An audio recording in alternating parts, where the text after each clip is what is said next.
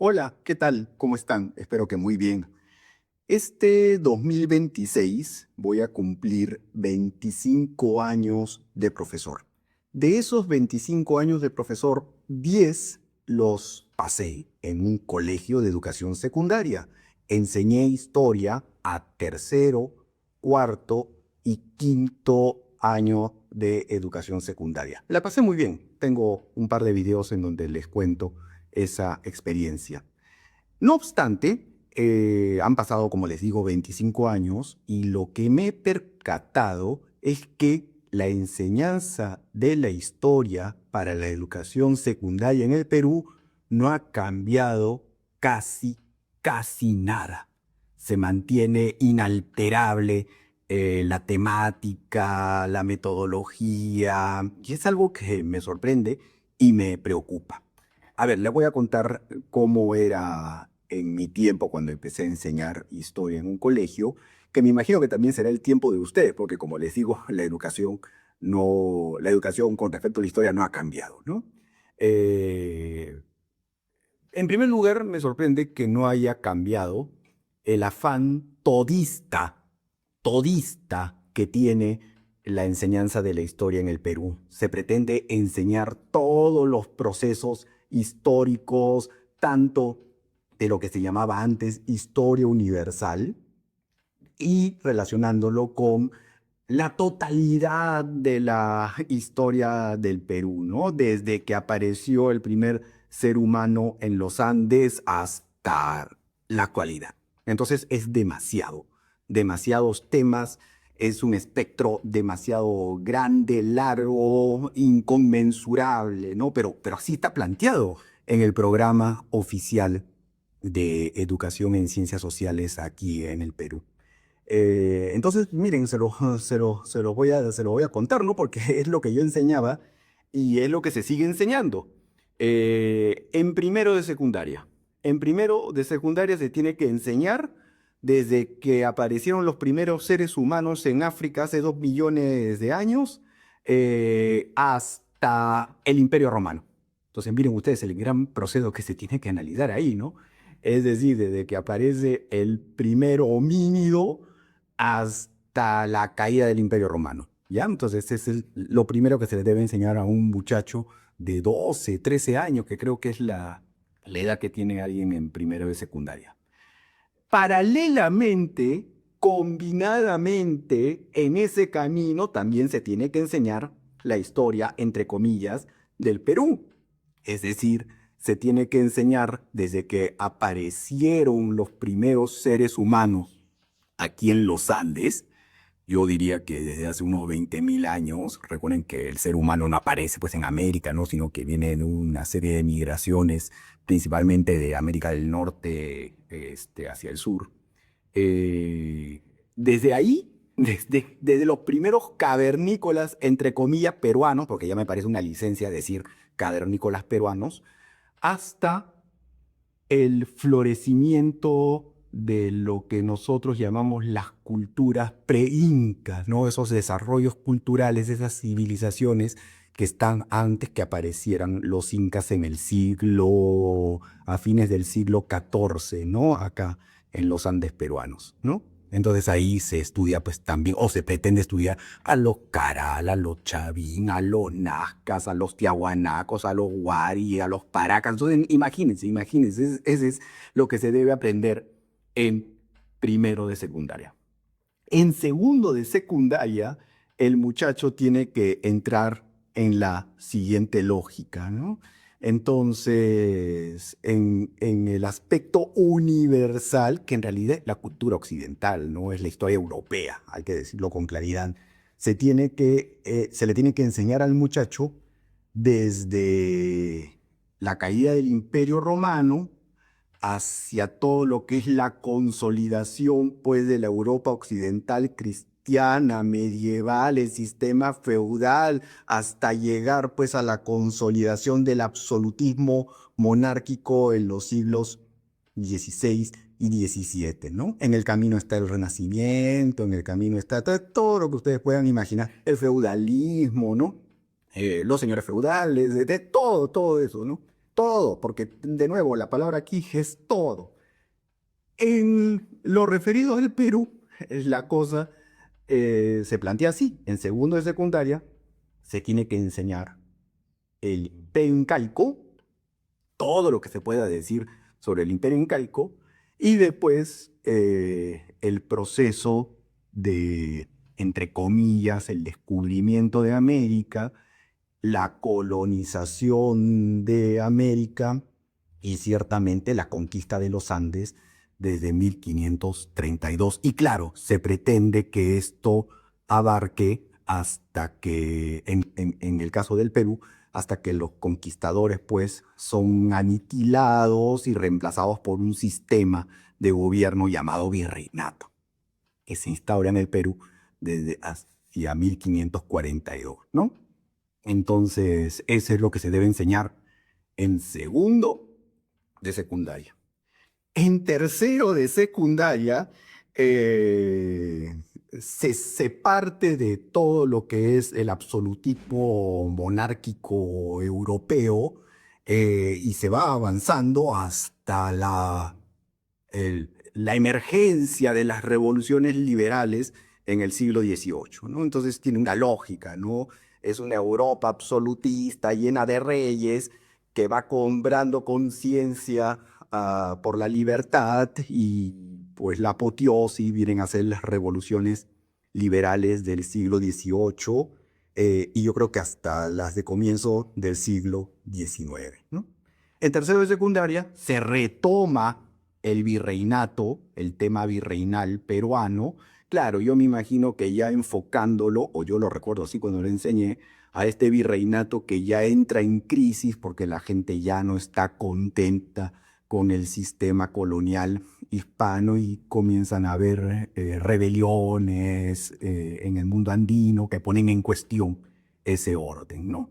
Entonces, pero miren ustedes qué potencia de temas, qué potencia de contenidos y todo comprimido como una especie de gran embutido, ¿no?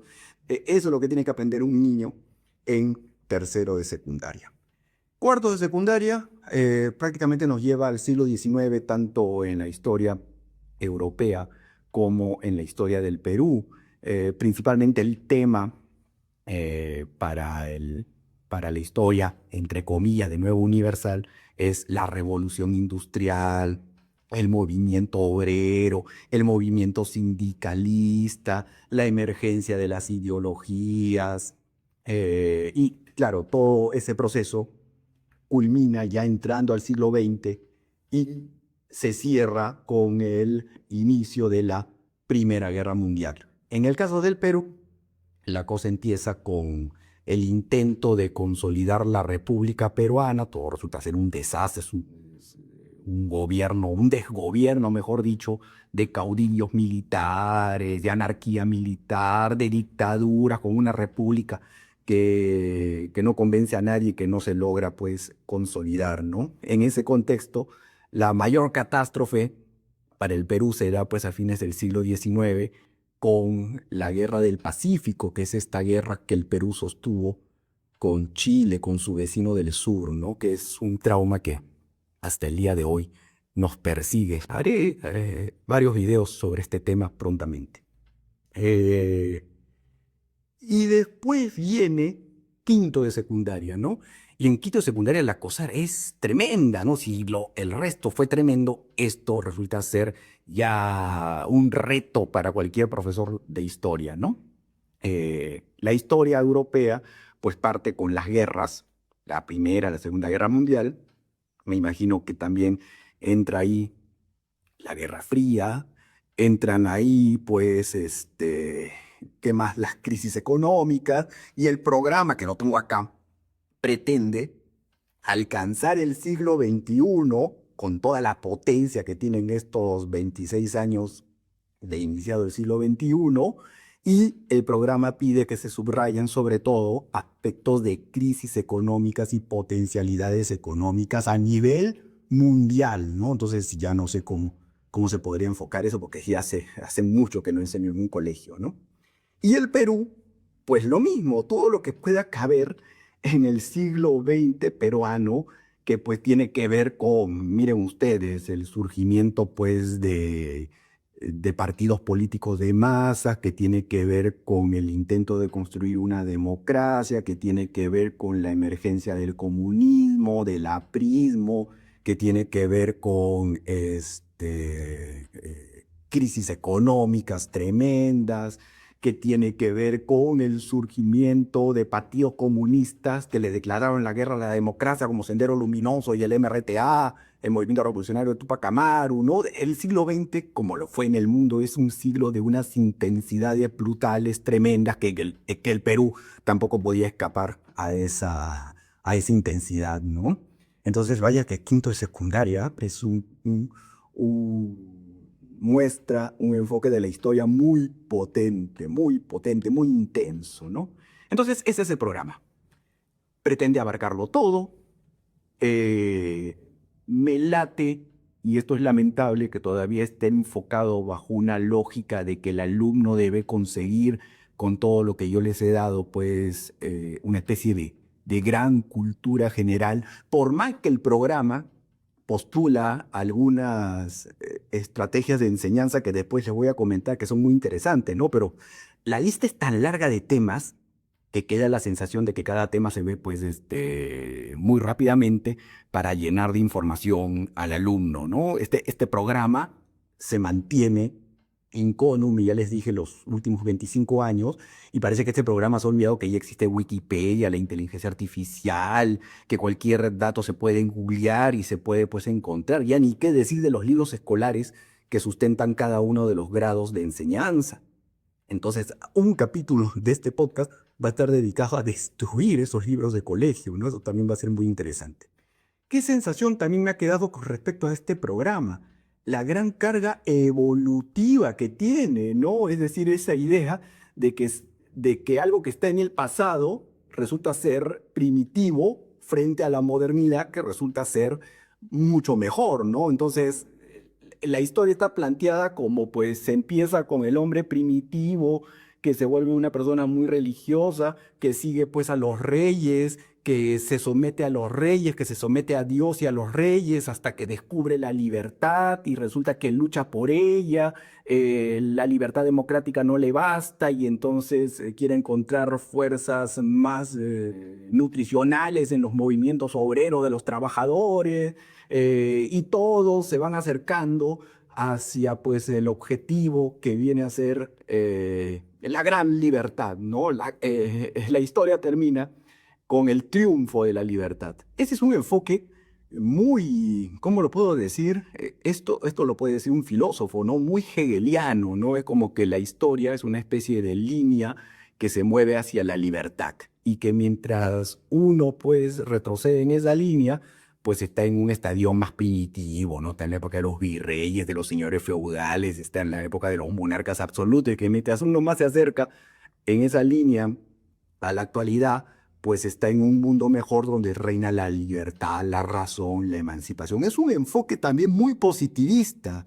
El positivismo es una filosofía que parte de Comte, que decía pues que el ser humano, las sociedades pasan por un estado teológico en donde solamente cree en las fuerzas divinas y después esa humanidad se vuelve metafísica para después terminar en una humanidad que cobra conciencia de la importancia que tiene la ciencia, la razón y el utilitarismo que puede tener la ciencia para resolver los problemas de la humanidad.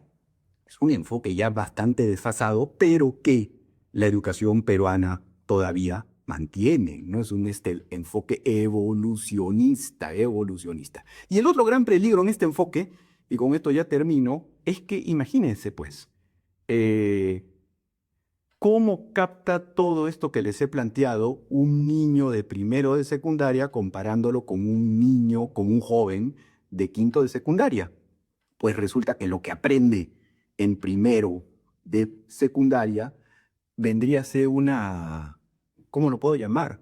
Una versión ingenua, simplona, casi mítica, para que el muchacho de ese nivel y de esa edad pueda entenderla, comparándola con la visión ya más crítica y más comprometida y más, ¿cómo lo podríamos llamar? Política que se da en quinto de secundaria, ¿no? Entonces hay un abismo terrible entre lo que se aprende en primero o cómo se aprende los contenidos de primero de secundaria con los que se ofrecen en quinto de secundaria, ¿no? Entonces, sí, vaya que nos hemos quedado muy atrás en lo que a la enseñanza de la historia se refiere. Me voy a dedicar en otro capítulo a plantearles alguna alternativa de cómo podría esto transformarse, ¿no? Cómo a la luz de los nuevos tiempos, ya tenemos 25 años en este nuevo siglo, plantearles una teoría de cómo se podría enseñar la historia del Perú en la educación secundaria. Pero eso será tema de otro video. Gracias por escucharme, como siempre.